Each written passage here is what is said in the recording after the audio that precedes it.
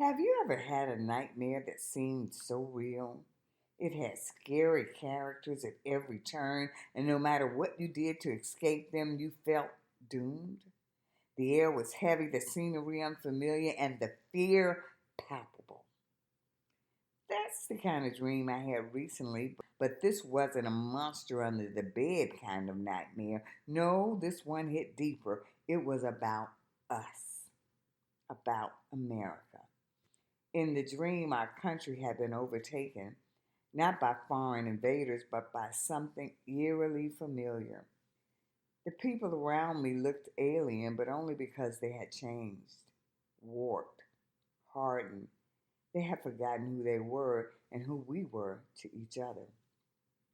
And in that dream, there was all consuming fire, a fire that we lit ourselves, fueled by division, selfishness, and apathy.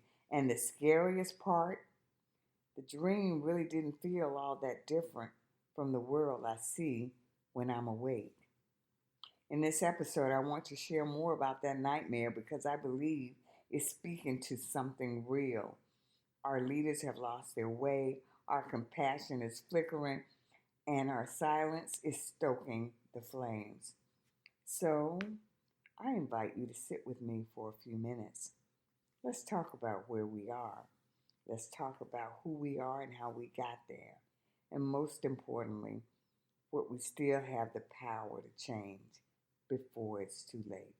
Thank you so much for listening to this episode of Earrings Off. We want to invite you to subscribe, rate, and leave us a review.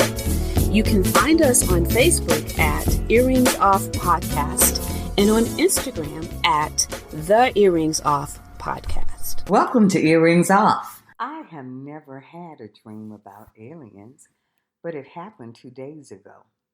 In my dream, so vivid it clawed into my waking hours, aliens had taken over America.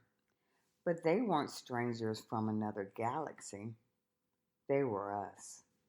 In my dream, we didn't recognize each other anymore. The lines that once connected us, neighbors, family, shared values, and goals, had all been blurred, burned away by a fire we ourselves had started.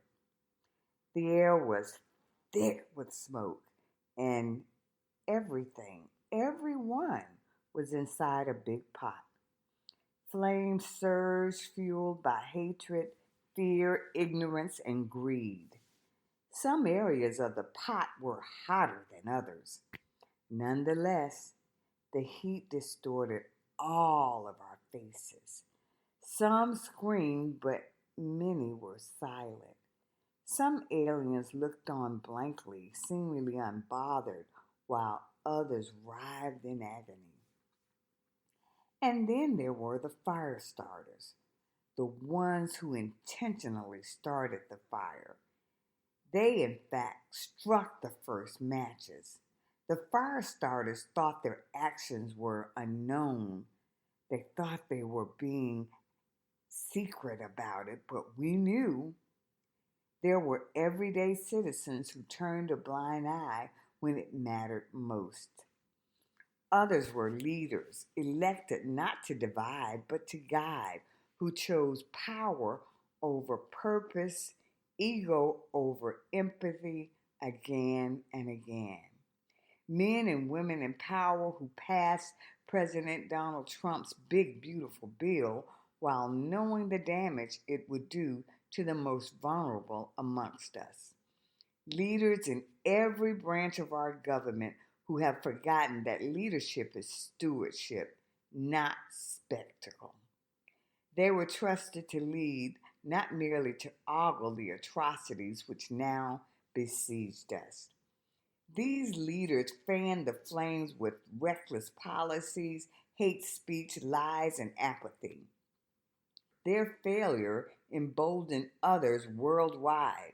Tyranny surged in distant lands.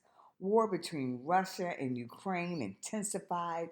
Children in Gaza starved. America became both mirror and muse for the world's cruelty. But the fire starters forgot one thing. Fire has no loyalty. It consumes without distinction.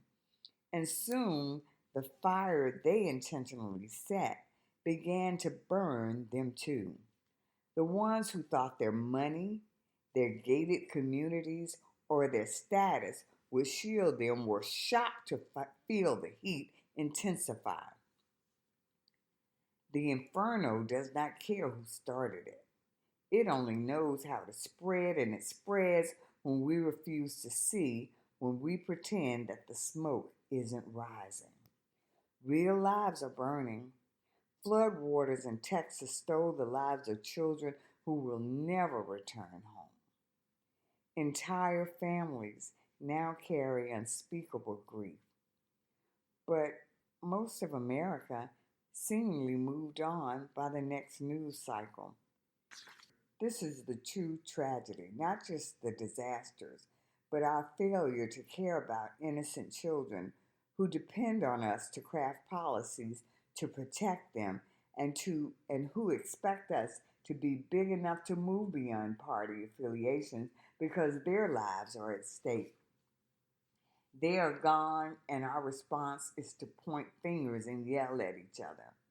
We've grown numb, wrapped in our comfort, drowning in division, forgetting that the strength of a nation is measured not by the wealth of its richest, but by how it treats its most vulnerable. To abandon low-income families, to hoard resources, to vote selfishly, to scroll mindlessly past suffering, that is the fuel of the fire. We are all in the pot now. The only way out is together. We must remember each other's faces, douse the flames with empathy, elect better leaders, and be better citizens, because the fire will not spare us, and no one wins when we burn together.